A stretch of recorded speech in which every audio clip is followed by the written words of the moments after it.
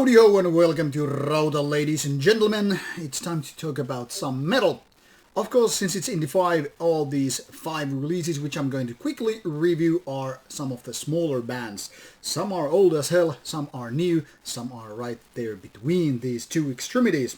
So 5 releases and various styles. I'll quickly recap: thrash metal, black metal, grind, and funeral doom. Now you know what to expect in case you don't want to spend your time here. All these are in alphabetical order, so there is no specific reason why to go otherwise. It's just alphabetical order, and let's do it. First we go to Russia with Crrombid Traxorm. Well, that's quite a hard name to pronounce. This was an interesting case because this band was started around early 90s, 1990, exactly if I'm not mistaken, and that's when they did a demo with the very same name as this album, which is Anamnesis Morbi. Now they have done in 2020 this demo, kind of reworked, fully replayed, and all that stuff with new composition changes and all that stuff into a full-length album with 11 tracks. Now originally this whole demo thing was about 8 tracks, but now there's an intro and outro and some new tracks, and some are removed, some are even renamed. Kind of a peculiar, not exactly reissue, but rework of this demo. Now one original member is unfortunately gone. He died many years ago, so the rest of the band is just kind of a playing homage to these old school ways the band used to be. Now this band was more or less disbanded for many years between. The band pretty much disbanded around 1997, and it took many years, more than almost like 20 years or even more than that, to come back. And that's in the year of COVID. The band was celebrating this 30th anniversary with this particular album, which is thrash metal. Now it's kind of clear that because this is based on demo material, the band is not very well honed or polished this material. Now it's not so much about how the band plays. I mean, they clearly can handle their instruments and they are somewhat skilled with that, and it's not like the production is useless. Technically speaking, this is a fine thrash metal album, but when it comes to the actual songwriting and all that stuff, it's quite shite. Not exactly shite, but less than mediocre. Now the thing here is, the band is going to a very different direction, but none of these riffs or songs are exactly good. Some parts are obviously better than the others, but as many as better riffs they're always quite a bad one for every better one of those. So in all, this is more like almost like a cringe experience in thrash metal. Not exactly bad, but still kind of a weak release. It's more a cult value thing than actual good release. So don't go for that unless you're a big fanatic when it comes to Russian black metal. Then we go to Poland with a band called Hellborn, and this is, as you can see, Hail Satan. Sorry, it's the other way around, written in, how to say this, Natas Liah, something like that. Anyway, Hellborn is quite an old band, and it's mostly, I guess, known for the band members' previous bands because they had experienced in Behemoth and other bands.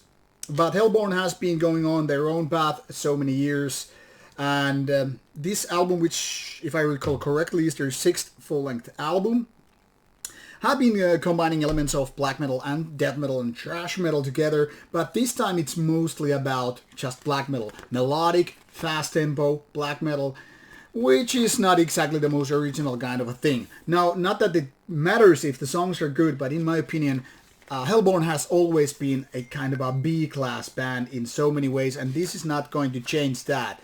Now, the thing here is, the songwriting has never been the forte of the band, and this is unfortunately exactly the same thing with this Hail Satan.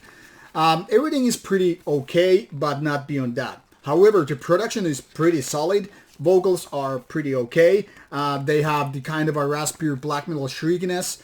Not super shrieky, but still kind of a, typical black metal vocals.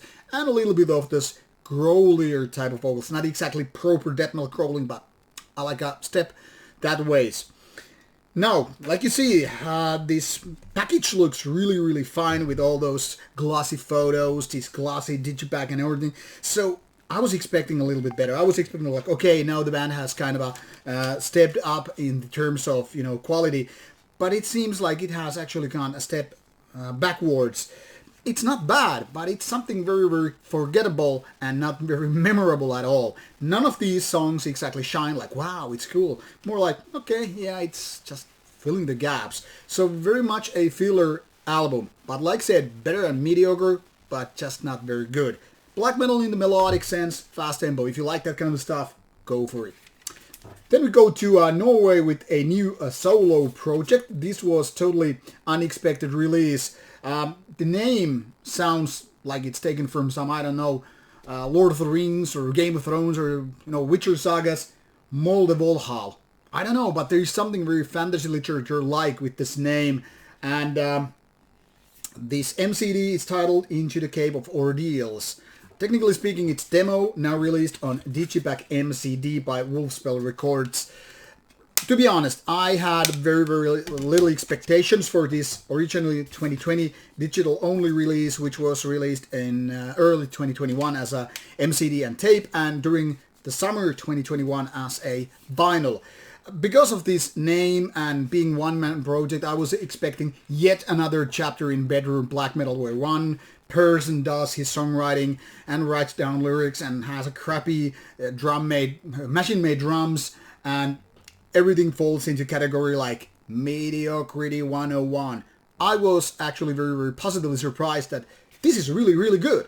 Now the thing here is, this is melodic black metal, and it's kind of a very catchy. Not like your typical Norwegian black metal, however, but more going into the atmospheric style of that music. I would say some far reminiscent of what Summoning and the like have been doing. So this is kind of a strong fantasy feeling with this.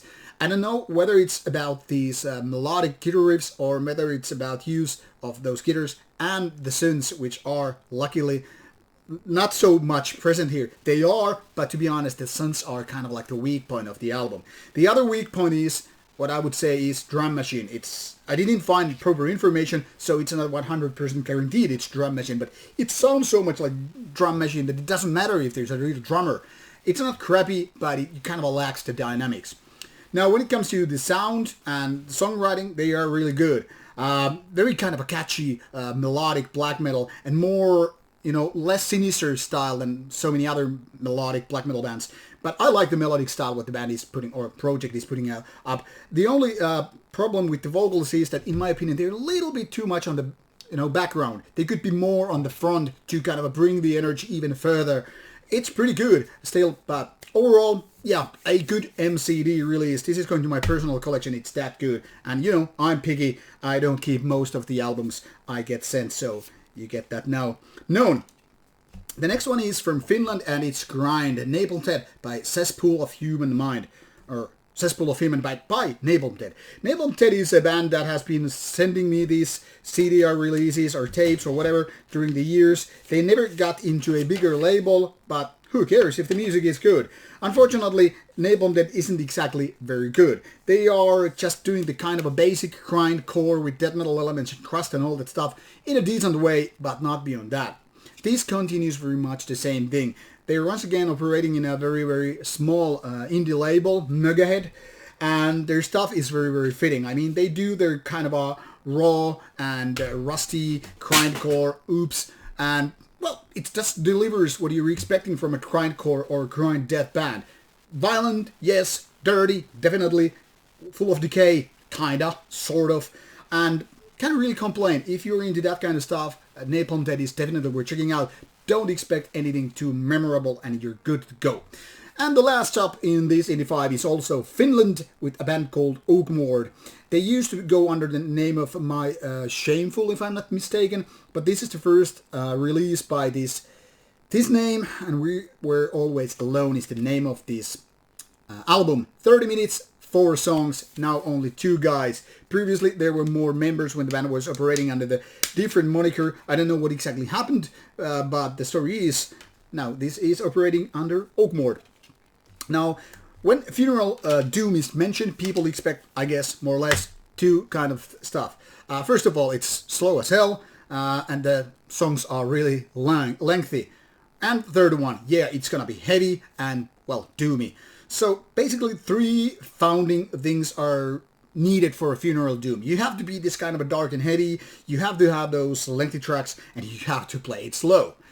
Now, the workload in this band is divided into 2 members, and one plays drums, and that's it, at least by the information given on the CD. And the other person, well, he does take care of, guitars and bass and vocals, and this is how the dynamics work. Now, when it comes to this kind of Funeral Doom, this is pretty much the middle road thing. I mean, there's nothing extraordinary, nothing like groundbreaking or wow moments. It's just Funeral Moon, well done, very decent release. Now the thing is, maybe people don't expect Funeral Doom to be catchy or memorable or something, but that's when you kind of have the extra load of atmosphere. Now if that fails, you have basically nothing, absolutely nothing to offer. For example, none of these riffs are exactly like, wow, they're really simple and sometimes even a bit weird, like how come you came up with this kind of a riff and why did you bring it here? But because the atmosphere is very solid and very heavy and, kind of sad in a way, well, it kind of makes sense still to use riffs which you never would put into traditional doom or death metal or thrash metal, black metal and so forth. But the atmosphere is the everything here. It doesn't even matter if the production isn't that good or the vocals, which are, by the way, very, very decent level. So Oakmord comes out as a winner. Not exactly wow, but still, very listenable in the genre. It's not groundbreaking or making the rules anew, So in that sense, it's kind of a safe bet if you like Funeral Doom. If you expect something, different, you are going to get disappointed with this one. It's very solid in what they do, but like said, there is nothing to, nothing to separate this from the big grey mass. It's decent, definitely worth checking out if you like Funeral Doom to begin with. So all in all, 5 very, very different ones. If I had to pick a winner here, I don't know why I would, but I am going to do that. That would be this Norwegian black metal release. Anyway, you will find all the links necessary to get your listening experience going and get the basic information. So check out those links in case you're interested in some of these releases. And please let me know if you like something. More Indie 5 reviews coming up next week. Take care, stay healthy, and stay metal.